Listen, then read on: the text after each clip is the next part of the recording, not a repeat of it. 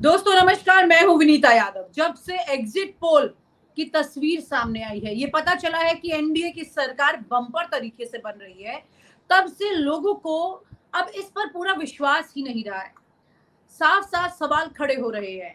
अब तो जयराम रमेश ने सीधे ये बोल दिया है कि अमित शाह 150 डीएम से फोन पर बात कर चुके हैं और इसके बाद तो अब और ज्यादा लोगों का विश्वास नहीं होना एग्जिट पोल पर ये बता रहा है कि अब लोकतंत्र के सबसे बड़े त्योहार के सबसे बड़े हथियार की अगर बात की जाए तो यहाँ पर ये शक के घेरे में आ चुका है। तस्वीर कुछ इस तरह की है कि अगर मैं आपको साझा करूं तो आपको यकीन होगा कि अब चुनाव आयोग पर इतने ज्यादा छींटे पड़ने के बाद अब लोग उस पर विश्वास ही नहीं कर रहे हैं। लोग अपने तरीके से चीजों को आगे चलाने की बात कर रहे हैं। आइए मैं आपको एक पहले वीडियो दिखाती हूँ, उसके बाद डॉक्टर सीपी राय हमारे साथ जुड़ रहे हैं, उनसे बात करेंगे और समझेंगे कि अब एग्जिट पोल की विश्वसनीयता जो बिल्कुल खत्म हो चुकी है और लोगों ने अब ये अपने हाथ में ले लिया है कि कैसे निष्पक्ष चुनाव हो और चुनाव के बाद उसका निष्पक्ष रिजल्ट आ सके। आइए वीडियो देखिए, जो कि लखनऊ का वीडियो बताया जा रहा है।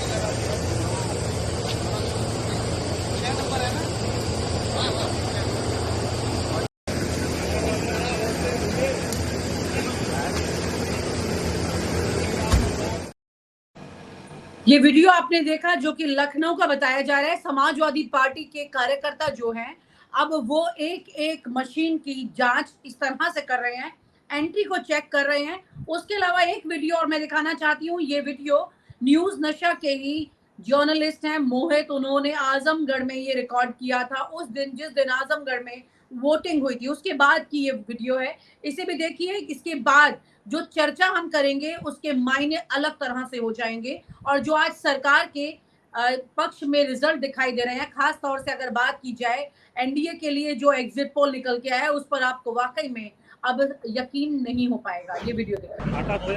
आपने अपने हाथ इसे क्यों खोल दिया? खोल के दिखाओगे? क्या कर रहे थे ईवीएम खोल के? भाई बताओ ना। बैटरी मेरे भाई निकाल रहे थे। तो बैटरी आपको वहाँ पे निकालनी चाहिए ना, बैटरी आप यहाँ क्यों निकाले? नहीं, आप कौन है? मतलब थोड़ा बता दीजिए मुझे। कोई नहीं, परेशान मत होइए। अपना थोड़ा परिचय बता दीजिए। मैं अमित कुमार, प्रथम मतदान अधिकारी। अच्छा अच्छा। हाँ। तो आप ये क्यों कर रहे थे? इसका अधिकार है, खोलने का अधिकार था आपको? नहीं, काउंटर में जमा करने गया हूँ। पीठासीन हमारे लाइन में लगे हुए हैं, तो उन्होंने कहा कि बैटरी निकाल कर आए। मैं बैटरी 1 मिनट रुकिए, पीठासीन मेरा फोन आ रहा है। बात कर लीजिए। तो खोल कर ये देखिए, इन्होंने ये ढक्कन खोल दिया और बैटरी निकाली गई, ये बता रहे हैं। अंदर आइएगा, जहाँ बैठे थे हम लोग। और हालांकि ये अधिकार नहीं होता है वोटिंग करने के बाद। मशीन अगर जो सील्ड हो चुकी है तो उसे नहीं खोला जा सकता है, ये आप जानते हैं। सील्ड मशीन को नहीं खोला जा सकता है। और सभी लोग हैं जो यहाँ पर ईवीएम। ये तस्वीरें देखने के बाद में वाकई अब सवाल ये खड़े होते हैं कि चुनाव आयोग जो कि इस चुनाव में हमेशा से हमारे संविधान के मुताबिक सबसे ज्यादा अहम भूमिका निभाता है, अब उस पर लोगों को यकीन नहीं रहा है। हमारे साथ राय साहब जुड़ रहे हैं और उन्हीं से सवाल करेंगे आगे। सर, यहाँ पर एक तस्वीर सामने ये आ रही है निकल कर कि इंडिया गठबंधन जो है वो चुनाव आयोग से मिलने के लिए पहुंचा, वहीं पर अब एनडीए से भी पीयूष गोयल और निर्मला सीतारमन भी चुनाव आयोग मिलने पहुंच गए हैं। ये कैसे इस तस्वीर को समझा जाए, इस बात को कैसे समझाएं लोगों को कि चुनाव आयोग के पास जाना आज कितना सही और बेमानी है? वनिता, इससे अधिक शर्मनाक कुछ नहीं हो सकता कि भारत जैसे इतने पुराने और बड़े लोकतंत्र में अविश्वास हो जाए चुनाव आयोग के ऊपर और चुनाव प्रक्रिया के ऊपर और चुनाव के सिस्टम के ऊपर। इससे अधिक शर्मनाक कुछ नहीं हो सकता। आपने देखा कि राघवगढ़ में जहां दिग्विजय सिंह चुनाव लड़ रहे हैं, वहां उन्होंने एक बूथ पर बताया कि अभी तक 11 वोट पड़े हैं, लेकिन मशीन 52-53 वोट दिखा रही है। इस तरह की बहुत सारी शिकायतें और जगह से मिली। आज बनारस से शिकायत मिली कि बनारस में जो सेंट्रल कमांड पर जहाँ वो कैमरे लगे होते हैं, जहाँ मशीन रखी रहती है, वो कैमरे बार बार बंद हो जा रहे थे 5-10 मिनट के लिए। वहाँ भी सवाल उठा। आजमगढ़ की तस्वीर आपने दिखाया और लखनऊ की तस्वीर आपने दिखाया, ये सारे सवाल हैं। चुनाव के समय मुझे नहीं लगता इसके पहले कभी किसी बड़ी पार्टी के नेतृत्व को चुनाव आयोग से मिलने जाना पड़ा हो। ये विश्वास होता था चुनाव आयोग के ऊपर कि चुनाव आयोग निष्पक्ष रहेगा और वो किसी के लिए काम नहीं करेगा, वो देश के लिए और देश के लोकतंत्र के लिए काम करेगा। पता नहीं मैंने आपके दर्शकों को कभी बताया या नहीं बताया, अमेरिका के चुनाव में वहाँ कोई चुनाव आयोग नहीं है। वहाँ जो प्रदेशों में जो स्टेट मिनिस्टर्स हैं, मतलब मिनिस्टर ऑफ स्टेट, एक तो होम मिनिस्टर समझ लीजिए आप, जो होते हैं चुनाव के समय वही चुनाव आयुक्त एक तरह से चुनाव काम करने लगते हैं और दूसरी पार्टियों के नेता उनके साथ सम्मिलित हो जाते हैं और वो चुनाव आयोग बन जाता है और वो चुनाव कराते हैं। और आज तक के इतिहास में वहाँ उनके ऊपर उंगली नहीं उठाई गई, क्योंकि वो लोग लोकतंत्र में यकीन करते हैं और अपने लोकतंत्र को बचा के चलना चाहते हैं, उसको जिंदा रखना चाहते हैं। यहाँ पर चुनाव आयोग लगातार कटघरे में है। पिछले 2-3 चुनाव से, बल्कि 2014 के बाद से ही चुनाव आयोग पर सवाल उठ रहे हैं और इस तरह के तमाम दृश्य लोकतंत्र को कहीं न कहीं नुकसान पहुंचाने वाले हैं, लोकतंत्र के लिए बहुत घातक है। चुनाव आयोग में बैठे हुए लोगों को सिर्फ मैं ये याद दिलाना चाहूंगा, आपके दर्शकों को भी, कि थोड़े दिन पहले पाकिस्तान में चुनाव हुआ था और पाकिस्तान के चुनाव में फौज के दबाव में तमाम धांधली की गई। जो वोट जिन लोगों को पड़े उनको हारा हुआ घोषित कर दिया गया, लेकिन वहां पर भी वहां के चुनाव आयुक्त की आत्मा जाग गई और उन्होंने इस्तीफा दे दिया। फिर उन्होंने प्रेस कॉन्फ्रेंस बुलाया और ये कहा कि मुझे फांसी पर लटका दो, मैंने बुरा काम किया है, मैंने हारे हुए लोगों को जिता दिया और जीते लोगों को हरा दिया। अगर पाकिस्तान जैसे देश में चुनाव आयुक्त और चुनाव आयोग को आत्मा जग सकती है और उनको चिंता हो सकती है कि उन्होंने गलत काम किया, तो भारत जिसकी संस्कृति और सभ्यता की हम बात करते हैं, उसका चुनाव आयोग कैसे आंखें मूंद के रख सकता है? ये बड़ा सवाल है। विनीता, इस बीच में अच्छा काम हुआ। 1 करोड़ 7 लाख वोट जब बढ़े, उसके बहाने 17 सी की चर्चा शुरू हो गई और तमाम लोग जागरूक हो गए कि 17 सी जरूर लेना है और सब लोग उसके लिए बहुत ही जागरूक हैं और उसको लेके चुनाव के दिन बैठेंगे जब काउंटिंग होगी। तो ये एक बड़ा काम जरूर हो गया है, लेकिन चुनाव आयोग अगर निष्पक्ष नहीं रहा तो लोकतंत्र मर जाएगा। ये हमारी आपकी सबकी चिंता का विषय है। जी विनीता। सर, आपको क्या लगता है, एनडीए और इंडिया दोनों ही अगर चुनाव आयोग के पास अपनी अपील लेकर जा रहे हैं, खास तौर से क्योंकि एनडीए के पास तो मुझे नहीं लगता कि कोई ऐसा बड़ा ग्राउंड है, क्योंकि वो ये कह सकते हैं कि अमित शाह ने 150 डीएम से बात की है, तो यहाँ पर वो सिर्फ ये कह सकते हैं कि हाँ, इन्होंने इस तरह का सवाल उठाकर इसकी विश्वसनीयता पर सवाल उठाए हैं, सिस्टम की विश्वसनीयता पर। क्या आपको लगता है कि चुनाव आयोग यहाँ पर वाकई में बिल्कुल निष्पक्ष होकर के दोनों की बात सुनेगा या सिर्फ ये टाइम पास है 24 घंटे के लिए? विनीता, आपने देखा इंडिया गठबंधन के पास तो जाने के कारण है, तमाम शिकायतें हैं। आपने देखा इस 2-2.5 महीने लंबे चुनाव के दौर में तमाम तरह की ऐसी चीजें हुई जो चुनाव की आचार संहिता के खिलाफ थी। नरेंद्र मोदी ने भी किया, अमित शाह ने भी किया और उनकी पार्टी के तमाम लोगों ने किया। उस सबकी शिकायत कांग्रेस पार्टी और अन्य पार्टियों ने समय समय पर किया, लेकिन एक का भी संज्ञान चुनाव आयोग ने नहीं लिया। नरेंद्र मोदी के खिलाफ शिकायत की गई तो उनको नोटिस देने के बजाय, उन पर कोई पाबंदी लगाने के बजाय उनके पार्टी के अध्यक्ष को नोटिस भेज दिया गया, लेकिन अन्य कोई अगर करता है तो उसको सीधे नोटिस भेज दिया जाता है। चुनाव आयोग बिल्कुल भोथरा हो चुका है, बहुत बदनाम हो चुका है, अपनी विश्वसनीयता खो चुका है। इंडिया गठबंधन ने पूरी दुनिया को दिखाने के लिए और देश की जनता को दिखाने के लिए जाकर के बात किया और ये कहा कि हमारी ये जानकारी में आया है कि 150 डीएम को फोन किया गया और दबाव में लेने की कोशिश की गई। जहां कम वोट से जीत हार होती है वहां डीएम की बड़ी भूमिका होती है, वो चाहे तो किसी को जिता दे और हरा दे। तो इंडिया गठबंधन तो इसलिए गया था, लेकिन इंडिया गठबंधन चला गया तो फिर एनडीए का जाना मजबूरी हो गया अपनी सफाई देने के लिए और पेपर पूरा करने के लिए, क्योंकि इंडिया गठबंधन ने जो आरोप लगाया है उसका जवाब एनडीए को देना मजबूरी हो गई। इसलिए वो खाली लकीर की वो एक लीग पीटने के लिए गए थे, उनके जाने का कोई कारण नहीं था। लेकिन ये बहुत शर्मनाक है, हमारे आप जैसे लोग जो समाज के प्रहरी हैं, जो जागरूक नागरिक हैं, हम लोगों को इन परिस्थितियों पर बड़ी शर्म आ रही है। शर्म तो चुनाव आयुक्त को भी आनी चाहिए कि वो टीएन शेषन की कुर्सी पर बैठे हैं, जो टीएन शेषन पूरी दुनिया में एक लकीर खींच करके गए हैं और जिनका बहुत बड़ा सम्मान आम जनमानस में है। ये आज़ादी चुनाव आयुक्त लेके नहीं आए, ये आज़ादी भारतीय जनता पार्टी लेके नहीं आई, ये आजादी नरेंद्र मोदी अमित सर- शाह लेके नहीं आए। सर यहाँ पर चुनाव आयोग की एक साख की बात जो है, उसके अलावा तो अब सवाल यहाँ पर सिस्टम पर भी उठ रहे हैं, नौकरशाही पर पूरी तरह से। अब तक हमें पता है कि भ्रष्टाचार की एक अच्छी खासी मिसाल नौकरशाही में कई बार दिखाई दी है, लेकिन इस बार चुनाव में इस तरह से, सर आपने इतने सारे चुनाव देखे हैं, मैं आपसे जानना चाह रही हूँ कि इस तरह की इन्वॉल्वमेंट तमाम डीएम का ऐसे एकजुट होना या एक तरह से इस पर काम करना, मुझे याद है कि ये बात बहुत पहले भी, कुछ महीनों पहले की बात है, जब इन चुनाव की तैयारियों से पहले, जब तारीखों का भी ऐलान नहीं हुआ था, और हमने ये बात कही थी कि पीएम मोदी जो है वो तमाम डीएम के साथ मीटिंग कर रहे हैं, और बहुत सारे भवन जो हैं वो राज्यों के, उनमें डीएम आकर रुक रहे हैं। और देखिए सर, आज वही तस्वीर सामने दिखाई दे रही है जिसमें डीएम के जरिए चुनाव को कंट्रोल करने की बात सामने आ रही है। अभी इसके सबूत जो है वो गठबंधन प्रूव कर दे वो अलग बात है, लेकिन हाँ, ये कहीं ना कहीं लिंक आपस में जुड़ रहे हैं। खुद पीएम मोदी ने उन तमाम डीएम के साथ मीटिंग की, इस तरह की तस्वीरें उस वक्त सामने आई थी, मतलब फोटो नहीं आई थी, ये जानकारियां साझा हुई थी, बहुत ही गुप्त मुलाकातें इस तरह की रही थी। विनीता, जब वो मीटिंग्स थी तो ध्यान होगा हमारी आपकी तब भी चर्चा हुई थी।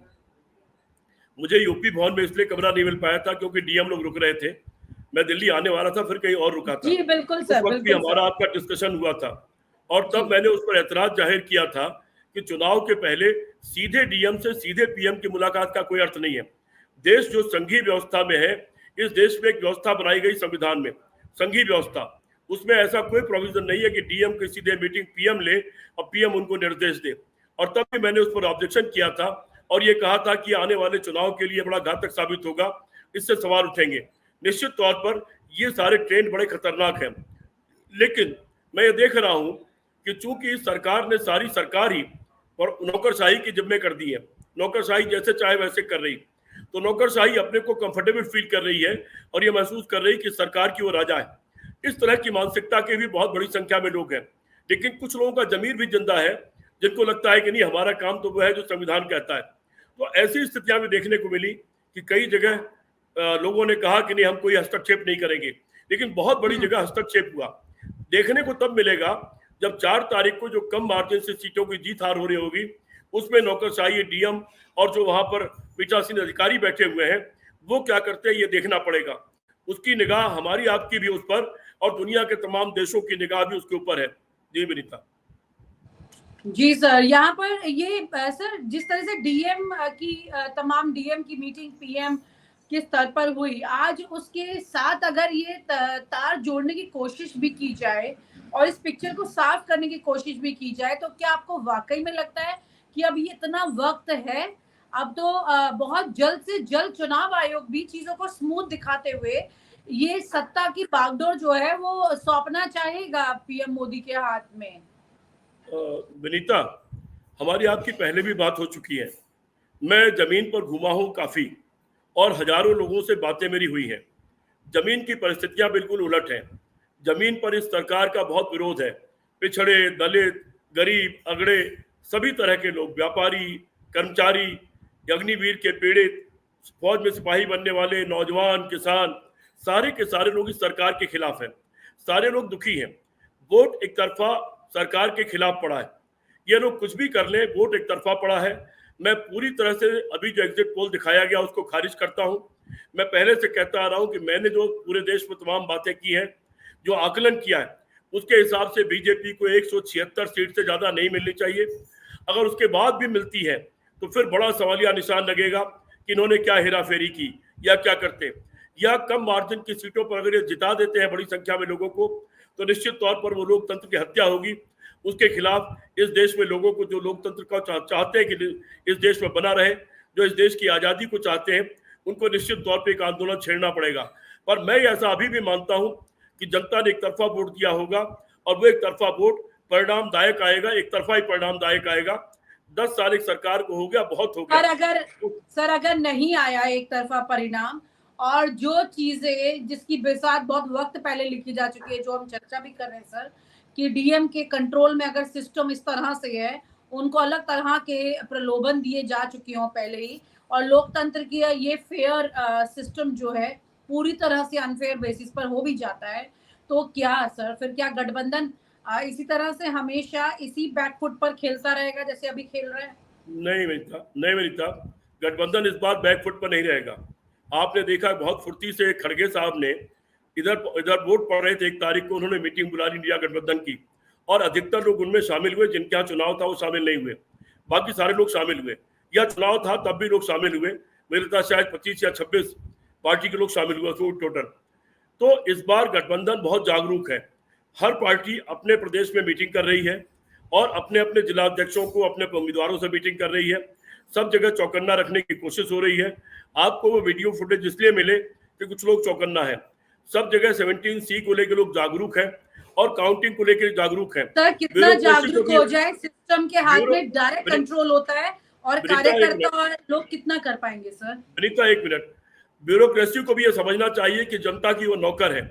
इस जनता के मिले टैक्स से उसको तनख्वाह चलती है। वो जनता की मालिक नहीं और किसी पार्टी की वो गुलाम नहीं है। लोकतंत्र चलता रहेगा तो देश चलता रहेगा, ब्यूरोक्रेसी समझना चाहिए। और इस जनता ने बड़े बड़ी सत्ताओं को उखाड़ के फेंक दिया। अंग्रेजों का सूरज अस्त नहीं होता था, उसको उखाड़ के फेंक दिया।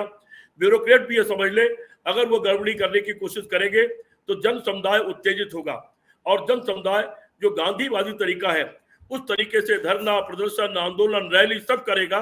इंडिया गठबंधन इस बार हार करके बैठने वाला नहीं है। लेकिन मैं SCP राय, मैं ये मानता हूं कि ऐसा होने नहीं जा रहा है। भारतीय जनता पार्टी की सरकार हारने जा रही है, इंडिया गठबंधन की सरकार बनने जा रही है। भारतीय जनता पार्टी 176 सीट से पार नहीं करेगी, ऐसा मेरा आकलन है। और मुझे लगता है कि काउंटिंग में ये मेरा आकलन सही साबित होना चाहिए। सर आपका 176 का आकलन था, इस पर मैं आपसे अलग चर्चा करूंगी सर। ये बहुत ही विस्तार में चर्चा करने वाली बात है, क्योंकि अभी बहुत सारी धुंध है जो छटी नहीं है। एग्जिट पोल ने एक धुंध लगा दी है इस पूरे परिणाम को लेकर के। अब गठबंधन किस तरह से धुंध को हटाने का काम करेगा और तस्वीर कैसे साफ हो पाएगी, इस पर बड़ा सवाल अभी लगा हुआ है। क्योंकि जब तक वो क्लैरिटी नहीं आ जाती उस पर हम चर्चा जरूर करेंगे सर। बहुत बहुत शुक्रिया सर। ठीक है, थैंक यू सर। और आप हमसे जुड़े रहने के लिए सब्सक्राइब करें YouTube पर, फॉलो करें Twitter पर और लाइक करें Facebook पर। और ज्यादा जानकारी के लिए आपको टाइप करना होगा सिर्फ न्यूज़ नशा।